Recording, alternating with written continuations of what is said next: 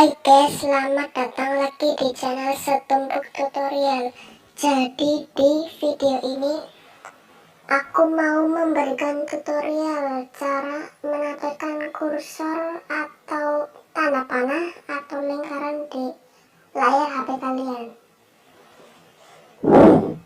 Oke, cara mengaktifkannya dengan masuk ke menu pengaturannya. Tapi di sini ada menu penting yang harus diaktifkan, yaitu menu opsi pengembang.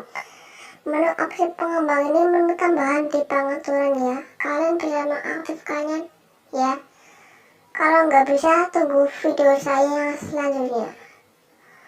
Oke, makanya kalian subscribe, like, komen, dan tekan tombol loncengnya. Oke, langsung aja kita ke tutorialnya ya. Jangan lama-lama, nanti pada bosen. Kita ke pengaturan.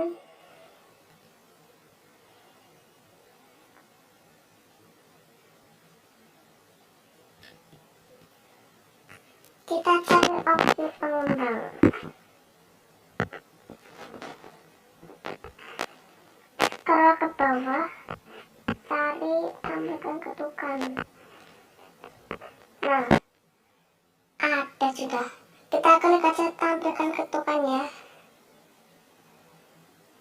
Nanti otomatis akan ada lingkaran-lingkaran layar seperti ini. Lingkaran layar guys. Kalau bisa, nih lingkaran layar.